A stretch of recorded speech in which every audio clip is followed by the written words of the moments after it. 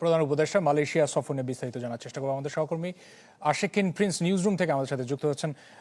Prince, জানাবেন যে প্রধান উপদেষ্টার এই মালয়েশিয়া সফর কি গুরুত্ব বহন করছে? বিশেষ করে প্রতিবেদনে বলছিল যে প্রতিরক্ষা সহ জ্বালানি সহ 5টি সমঝোতার মতো সই হওয়ার কথা রয়েছে।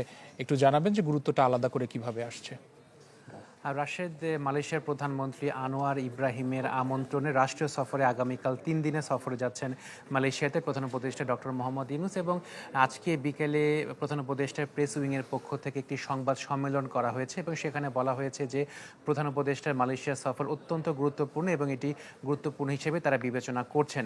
এই সফরে মূলত 5টি বিষয় একটি সমঝোতা স্মারক সই হওয়ার সম্ভাবনা রয়েছে এবং এর মধ্যে রয়েছে প্রতিরক্ষা সহযোগিতা, জ্বালানি বিষয়ক সহযোগিতা, ব্যবসায়িক কাউন্সিল গঠন এফবিসিসিআই ও এনসিসিআইএম, বিএমসিসিআই ও মালয়েশিয়ার প্রতিষ্ঠান এমএমওএস এর মধ্যে সহযোগিতা, Bangladesh institute of international and strategic studies BIISS এবং মালয়েশিয়ার institute of strategic and international studies ISIS এর মধ্যে সহযোগিতা সংক্রান্ত মোট 5টি সমঝোতা চুক্তি স্বাক্ষরিত হওয়ার কথা রয়েছে এবং যখন এই চুক্তিগুলো স্বাক্ষরিত হবে তখন মালয়েশিয়ার প্রধানমন্ত্রী এবং বাংলাদেশের প্রধান উপদেষ্টা তার উপস্থিত থাকবেন। আসলে এই সমঝোতা চুক্তি সম্পর্কে বিস্তারিতভাবে কিন্তু সেই বিষয়ে আমাদের কোনো কথা জানানো হয়নি।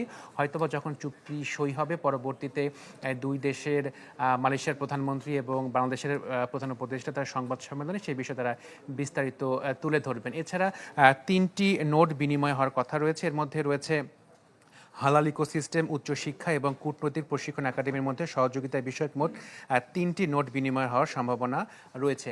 আরেকটি বিষয় যে রাশেদ, আপনি জানেন যে মালয়েশিয়া হলো বাংলাদেশের লেবার মার্কেটে একটি অন্যতম একটি দেশ।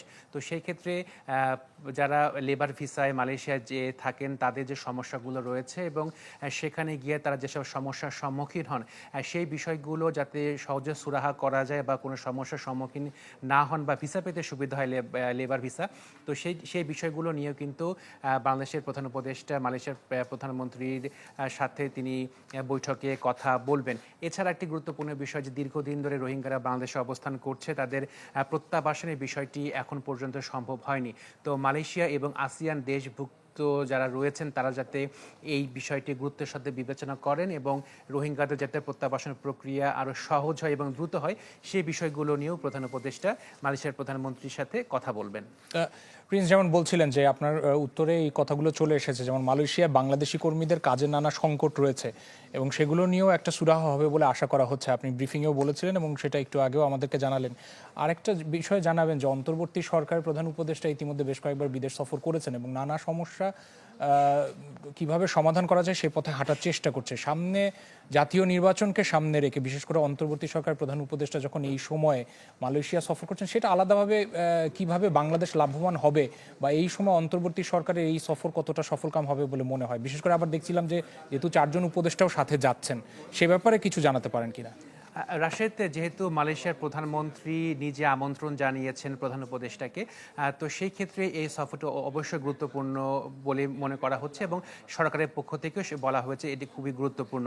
যেহেতু মালয়েশিয়ার প্রধানমন্ত্রী নিজে প্রধান উপদেষ্টাকে আমন্ত্রণ জানিয়েছেন, এছাড়া যেহেতু 4 জন উপদেষ্টা যাচ্ছে তার সাথে এবং সেই ক্ষেত্রে বিশেষ করে প্রবাসী উপদেষ্টা যিনি আসিফ নজরুল তিনি প্রধান উপদেষ্টার সঙ্গে যাচ্ছেন, সেখানে যে প্রবাসীদের সমস্যাগুলো হয়েছে তিনি কিন্তু অবশ্যই সে বিষয়গুলো জানেন কি বিষয় সমস্যাগুলো হচ্ছে এবং প্রবাসী উপদেষ্টা আসিফ নজরুল তিনি হয়তো বা তার যে কাউন্টার পার্ট রয়েছে মালয়েশিয়ার পক্ষ থেকে, তো সেই ক্ষেত্রে তিনি এই বিষয়গুলো নিয়ে বিস্তারিতভাবে আলোচনা করবেন এবং হয়তো বা প্রত্যাশা করা হয়েছে যে সমস্যাগুলো হচ্ছে সেই সমস্যাগুলো তারা সুরাহার একটা ওয়ে আউট বের করতে পারবেন। হয়তো বা সেই সমস্যাগুলো এখনই সমাধান হবে না, কিন্তু একটা প্রক্রিয়া শুরু করতে পারবেন যে সমস্যাগুলো রয়েছে সেই সমস্যাগুলো যাতে সুরাহা করার উদ্যোগ নেওয়া হয়।